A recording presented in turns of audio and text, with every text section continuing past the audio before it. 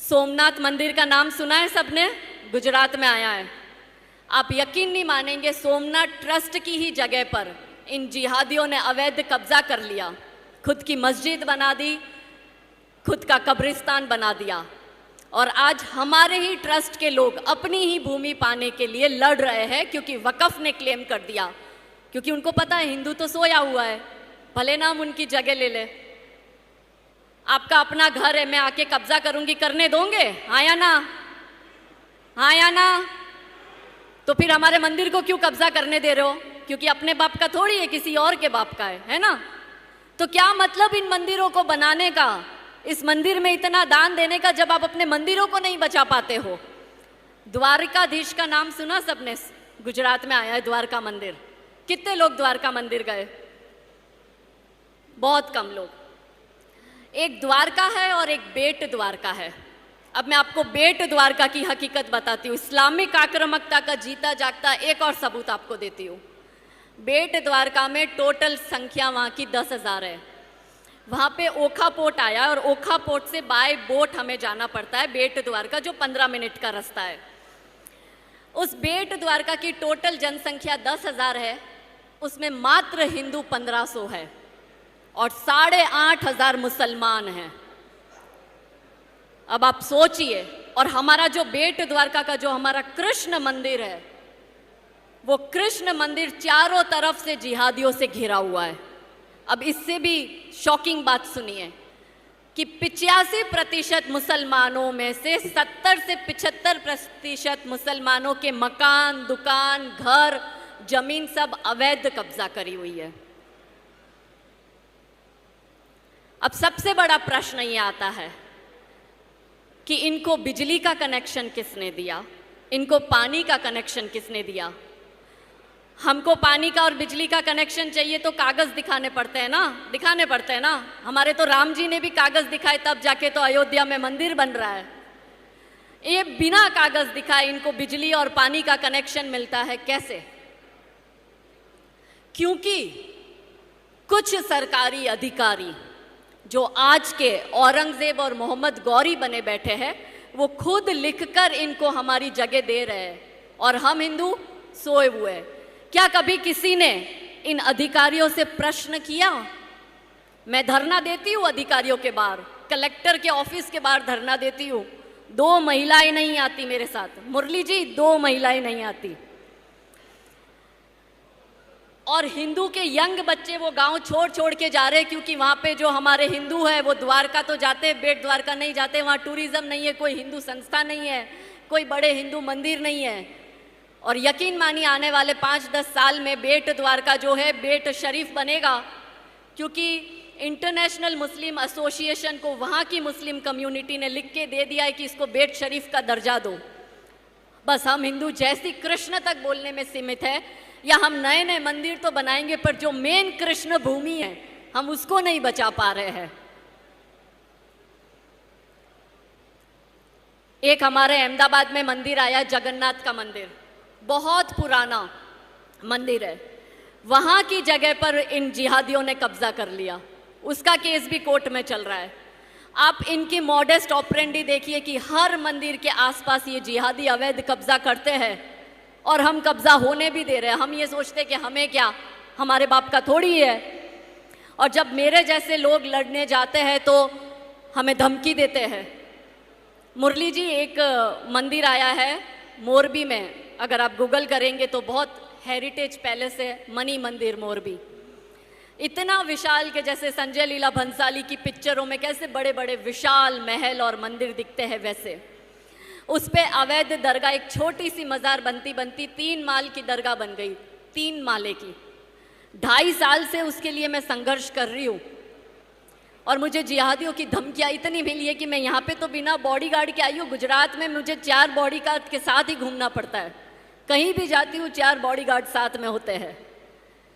ये धमकी देते हैं क्योंकि मैंने अवैध दरगाह के खिलाफ आवाज़ उठाई।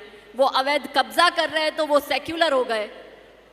मैं उसको सेक्युलरिज्म नहीं कहूँगी, मैं उसको नेहरूवादी सेक्युलरिज्म कहती हूँ। और मेरे जैसे लोग जो आवाज़ उठाते हैं तो धमकी देते हैं कि तेरे चेहरे पे एसिड फेंक देंगे, तेरे पति का मॉब लिंच कर देंगे, तेरे बच्चे जिस स्कूल बस में जाते हैं उसमें बॉम्ब ब्लास्ट कर देंगे। मेरे 2 बेटे हैं और एक गर्ल चाइल्ड मैंने अडॉप्ट करी है, 15 साल की है वो। तो कहते हैं तेरी बेटी को घर से बाहर मत निकालना वरना मुसलमान उसका गैंग रेप करेंगे। ये सारी धमकियां मिलने के बावजूद हर रोज लड़ती है। किशन भरवाड़ को मार दिया, कित्तों के नाम लूं, इतने हिंदू लड़कों को मार दिया, मगर फिर भी ये बात करते हैं भाईचारे की। और हमारे कुछ नेहरूवादी सेक्युलर हिंदू मुस्लिम भाई भाई की बात करते। मैं कहती हूँ वो अपनी बहन का भाई नहीं हुआ, वो तुम्हारा भाई क्या होगा? ये तो भाई बहन में शादी करते हैं। तो मैं कहती हूँ कि आप इनको देश का वाइस प्रेसिडेंट बना दो, ये हामिद अंसारी बनकर हिंदू के बीच में मुसलमान असुरक्षित है ऐसी बात करेंगे। आप इनको मुख्यमंत्री बना दो, ये मुफ्ती और अब्दुल्ला बनकर देश के साथ गद्दारी करेंगे। आप इनको मेंबर ऑफ पार्लियामेंट बना दो, ये ओवैसी बन के 15 मिनट में हिंदुओं को काटने की बात करेंगे। अच्छा, ओवैसी का नाम आते ही सब में अलग ही खुशी आती है। आप इनको एमएलए बना दो, ये अमनतुल्ला खान बनकर षड्यंत्र रचेंगे दिल्ली के दंगों का। आप इनको कॉरपोरेटर बना दो, ये ताहिर हुसैन बनकर दिल्ली के दंगे करवाएंगे। आप इनको एमबीबीएस बना दो, ये अफजल गुरु बनकर बॉम्ब ब्लास्ट करेंगे। आप इनको सीए बना दो, ये याकूब मेमन बनकर सीरियल बॉम्ब ब्लास्ट करेंगे। आप इनको आईएएस बना दो, ये जकात फाउंडेशन बना के आईएएस का जिहाद करेंगे, यूपीएससी जिहाद का जिसने हमने नाम दिया है। तो कट इट इन शॉर्ट, आप इनको अलीगढ़ मुस्लिम यूनिवर्सिटी में पढ़ने भेज दो, ये सरजिल इमाम बनकर आप पर पत्थर फेंकेंगे। आप इनको जवाहरलाल नेहरू यूनिवर्सिटी में नहीं लगा। इस देश में 10 करोड़ अवैध बांग्लादेशी और रोहिंग्या रह रहे हैं, वो 10 करोड़ तक पहुंच गए, वो इनको पता नहीं है। पर पेट्रोल 110 हो गया, उसके लिए छाती कुट के रोते। पर हम कहते हैं कि पेट्रोल 200 होने दो, फिर भी वोट मोदी को ही देंगे। पेट्रोल 300 होने दो, फिर भी वोट योगी को ही देंगे। इस्लामिक आक्रामकता के बाद अब दूसरा सबसे एक मैं विस्तारवादी चर्च के बारे में बात करूंगी। हमने राजू जी के साथ आदिलाबाद में कार्यक्रम किया था। वहाँ पे दोनों तरफ से प्रॉब्लम है कि आदिवासियों के धर्मांतरण तो हो ही रहे हैं, साथ में इस्लामिक धर्मांतरण भी हो रहे हैं। एक मीठी बोली से धर्मांतरण करवा रहा है, एक बंदूक की गोली से धर्मांतरण करवा रहा है। ये क्यों हो रहा है? ये इसलिए हो रहा है क्योंकि हिंदू नाती जाति में बताए आदिवासी का धर्मांतरण हो रहा है तो हमें क्या लेना देना। कब हिंदू एक होगा कि हमारा आदिवासी भाई, हमारा दलित, वंचित, पिछड़ा, शोषित भाई को अगर ईसाई धर्मांतरण करवा रहे हैं तो क्या हमारा दायित्व नहीं है कि हम हमारे भाइयों को वो सारी मदद पहुंचाए कि उनका धर्मांतरण ना हो? ये भी चिंता करने का विषय है। तीसरी हमारे देश की प्रॉब्लम है इस्लामिक आक्रामकता, विस्तारवादी चर्च के बाद तीसरी और सबसे प्रमुख प्रॉब्लम है माओवादी षड्यंत्र। माओवादी षड्यंत्र कैसे कार्य करता है?